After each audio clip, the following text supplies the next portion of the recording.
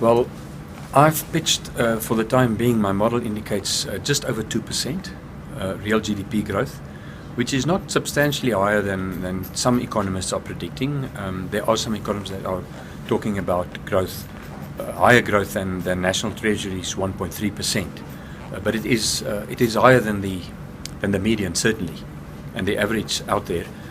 The main reason for my optimism over growth is related to the end of the drought, and I firmly believe that a lot of economists have maybe underestimated at this stage the impact of a bumper summer rainfall crop for South Africa, and the fact that this is a pervasive value chain, because primary agriculture, the stuff that gets produced there, needs to be transported, harvested, it needs to be stored, it needs to be processed, etc. So that gives rise to a lot more economic activity than just the value added in primary agriculture.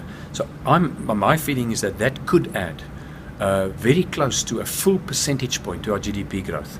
If the commodity cycle continues strengthening for our metals and minerals, then we are looking at, probably from a low base, at least another 50 basis points, just coming from another primary sector.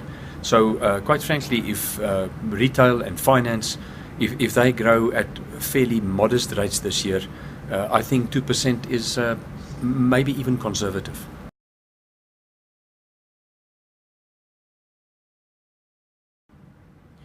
If the commodity cycle downturn persists and we don't get good prices for our exports and the rand stays too strong, that could be a problem, but a strong rand obviously means lower inflation, and ultimately certainly lower interest rates are on the cards this year, hopefully sooner rather than later, because that could also stimulate residential construction activity again.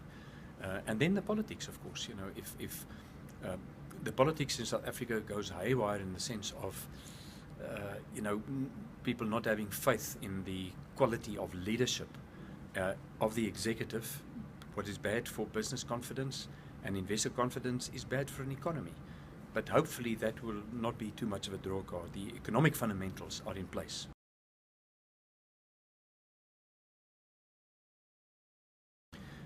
Well, we decided to launch design the Afrimat construction index actually in response to the fact that the indicators out there that give you a sense of what's happening in construction are sometimes at odds with one another. They contradict each other. So you may find building plans past the value of that dropping, and that's a negative impression, in the media or wherever.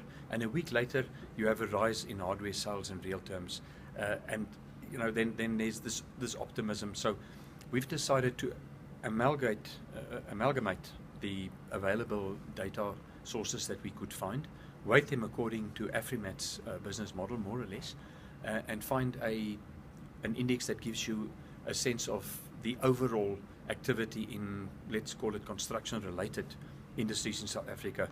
And that has, since the third quarter of 2010, outperformed the GDP of South Africa in real terms by 150%. So there's a lot of resilience and a lot of activity going on in construction. We feel that it's not fully represented in some of the reports we see, mainly because of some large companies linked to the sector that in the last couple of years have not done too well.